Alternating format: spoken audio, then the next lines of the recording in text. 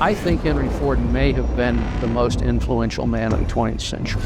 Ford Motor Company, you have lost my respect. Ford might not have lost its lead to General Motors.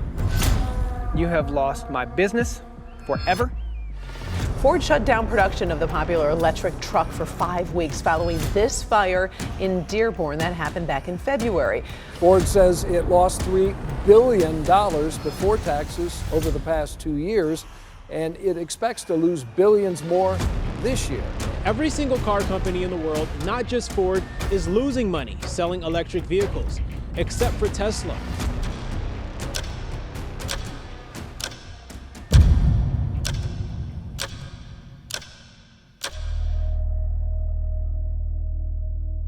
Ford Motor Company has been declining at an accelerated rate, and without significant intervention, its future appears increasingly uncertain. While there may be unexpected strategies at play, one potential tactic, if pursued by Ford, may not be one that Ford owners or even Americans should celebrate. Ford has been one of America's most iconic brands. Henry Ford revolutionized the production of vehicles on a global scale. Even high-end manufacturers like Mercedes-Benz provide him with the accolades he deserves in their museum in Stuttgart, Germany. Ford also played a major role in World War II, not only by building engines, vehicles, and aircraft components. They also provided something I was unaware of until this video. Ford produced medical equipment and supplies, ensuring that medical personnel had the resources necessary to care for the wounded. As a current military member myself, I hold a special place for companies who put forth this level of patriotism. However, riding the wave of patriotism that was built by the sacrifice of our ancestors will only go so far. Like Jeep, Ford is a slowly dying company, and to make matters worse, they are yet again being artificially propped up and given an unfair advantage. The cars that the big three have offered, Americans generally don't like. GM, Chrysler, and Ford have made very bad decisions with respect to the products they've made over the past couple of decades. And with respect to the way they've dealt with their labor relations. One of the first decisions that I made as president was to save the U.S. auto industry from collapse. In 2008, America witnessed the auto industry bailout. But this term does not accurately describe what occurred. America watched targeted company bailouts, not industry bailouts. The companies often referred to as the Big Three included Ford, GM, and Chrysler. When the Big Three CEOs arrived in Washington, D.C., via private luxury jet, of course, to plead to the U.S. government about how they were broke and they needed money. That act alone should have prevented them from receiving taxpayer funds. But of course, we all know how that story played out. An article written in November 2009 by Thomas Schatz, president of Citizens Against Government Waste, stated, quote, "They're coming to Washington to beg the taxpayers to help them. It's unseemly to be running around on a $20,000 flight versus a $500 round trip." During the hearings, Michael Capuano of Massachusetts stated to the CEOs, quote, "My fear is you're going to take this money and continue the same stupid decisions you've made for 25 years. Fast forward 16 years later, and Michael Capuano was right. Even more so, Ford has continued to invest its vehicle manufacturing outside of the United States. Since the bailout, Ford manufactured, or is continuing to manufacture these vehicles outside of the United States. The Maverick, Bronco Sport, Lincoln MKZ, Ford Fusion, Ford Fiesta, and of course, the Mustang Mach-E. And just so we're clear as possible, and you understand the level of betrayal occurring, the Big Three spent almost $50 million to lobby Congress during the first 9 months of 2008, and yet somehow, they needed your money.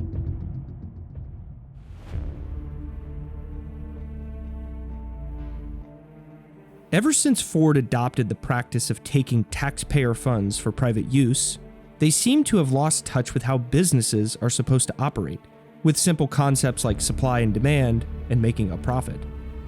Couple this with poor customer service, cheap manufacturing processes, and an inability to listen to their customer base, Ford is waiting for the bubble to pop. As of April 2024, Ford said it lost $1.3 billion on the sale of 10,000 electric vehicles in the first 3 months of the year. A staggering figure that amounts to $130,000 lost for every EV sold. Shockingly, this is with Ford being the number 2 seller of electric vehicles in the US. Ford's chief financial officer, John Lawler, said Model E, meaning their electric vehicle division, should be viewed as a startup company within Ford. Yet Ford continues their out-of-touch approach. For example, Jim Farley stated, quote, "We believe we can compete in segments of small cars and vehicles, more affordable vehicles in a unique way. That's Ford." Keep in mind, this is coming from the company who discontinued their smaller line of cars and has had what they call, quote, all-time best within their SUV division. How does this make any sense? Which brings us to the Mustang Mach-E and F-150 Lightning. And before you think I'm an electric vehicle hater, I actually love electric cars, not just for the tech, but because it will force competition within the market, and for some people, owning an EV simply just makes sense. And I would personally like to own one, but would also still retain my internal combustion engine. So what's the problem with Ford's EV division? Ford hiked the starting price on its F-150 Lightning in March of 2023 to $60,000, a 50% increase over the original $40,000 starting price. F-150s lined up as far as the eye can see. 2024 F-150 internal combustion engine models sitting side by side with F-150 Lightnings. The 2018 Ford Explorer rated poor because its structure collapsed, intruding as much as 15 inches into the SUV, resulting in a high likelihood of injuries to the front passenger's right hip and left lower leg. Aside from what we've already discussed, their sales are simply abysmal, and yet somehow they're celebrating as if they are seeing different numbers. It's undeniable the Mach-E sales are up significantly, but experts in the field believe this is due to Ford obtaining access to Tesla's charging network, a massive slash in Mach-E prices, and the massive upfront depreciation of Ford's EVs. If their EV sales were actually so great, then why did Ford dramatically cut their hourly workforce? And how dramatic, you may wonder. Ford laid off 2/3 of their workforce at the EV plant. To be fair, a used Mach-E can actually be reasonably priced and affordable to most people, especially with the numbers we are seeing in the used car segment. Statistical data from the websites like CarEdge.com state that, quote, "The Mustang Mach-E's average used sale prices are down 10.5% in the first quarter of 2024.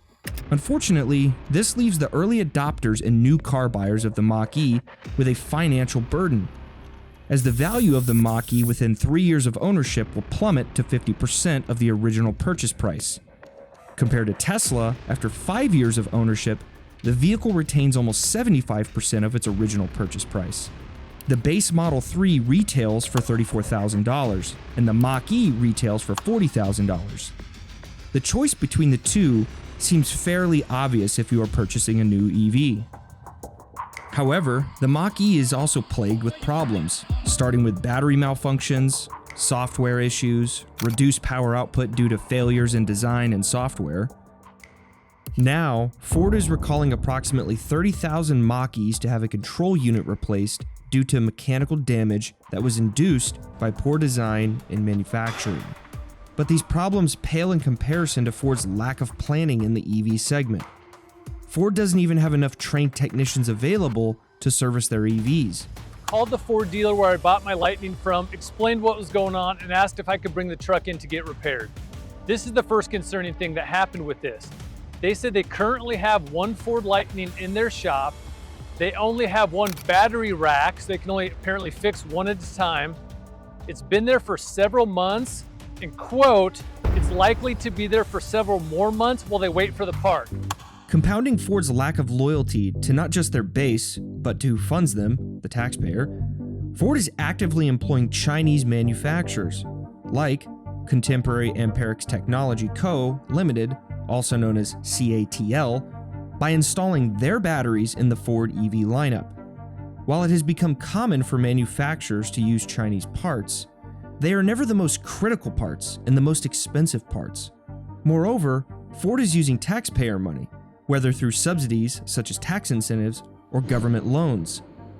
Is this a responsible use of our money? It's very concerning that the battery pack would go bad That's the main component of an EV. And I understand it's a first generation truck with Ford, right? It's new. You're a little bit of a guinea pig. And like my old F-150, I had it in the shop several times for warranty and recall issues. And that's kind of part of owning a vehicle. But with an EV, the battery should be reliable. That's not rely on the battery. It's really concerning to me. Of course, the Ford F-150 Lightning isn't immune to the plague of Ford's bad business decisions. Ford is trying to use the brand of America's #1 selling truck, the Ford F-150, and repackaging it into an EV. This is simply not the market. The Lightning is competing with Rivian, which has one of the most loyal customers, and the Tesla Cybertruck. These are lifestyle trucks, not necessarily work trucks, although some owners use them that way but understand the limitations of it. Ford would have had better luck electrifying something simple like the Ford Maverick. Aside from electric propulsion, the F-150 Lightning doesn't really do anything different than a regular F-150. In fact, it actually lacks heavy towing capacity. Off-roading is not that great, it's heavier, and it's more expensive. The F-150, much like the Wrangler is to Jeep, is keeping Ford competitive in the market, and arguably keeping the company afloat. And they are playing with fire by compromising their best model and turning their backs to their loyal Ford customers. Originally, Ford announced the F-150 Lightning would sell for under $42,000, making the barrier for entry into an EV acceptable. As of 2024, the Lightning retails for almost $63,000. That's over a $20,000 price hike. The result of this series of poor decisions shows. The F-150 Lightnings are piling up on dealer overflow lots all over the US. And we all know what happens to batteries when they sit for too long. In February 2023, Ford said it would reduce production of its F-150 Lightning, as demand for electric vehicles has been even lower than expected.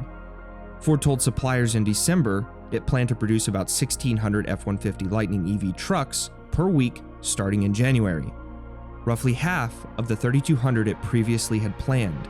I think what will ultimately ruin Ford, or at minimum their EV division, is the unspoken effect of owning a Ford EV, the depreciation factor.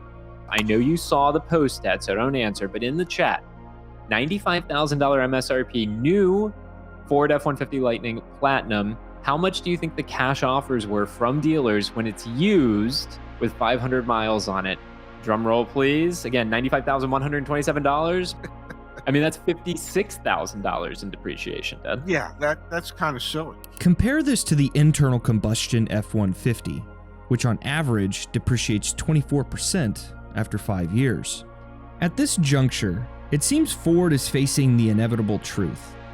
A visit to Ford's website reveals an array of illusions, as Ford attempts to conjure interest in their electric vehicles. A notable instance is a segment where they proclaim, quote, enjoy a 1.9% APR for 72 months and $7,500 in potential federal tax credit. Of course, the majority of buyers will not qualify for this. Ford also knows the cost of their EVs is not even remotely appealing, hence why they hide the prices online. The prices only reveal themselves after effort is applied and your focus and attention is shifted from the prices of their normal lineup. For example, a base model F-150's MSRP is $37,000, which you can clearly see on the homepage. But its electric counterpart, the Lightning, retails for almost $63,000. I believe Ford knows. The moment customers see high prices compared to the internal combustion engine, people will ultimately shop with their wallets.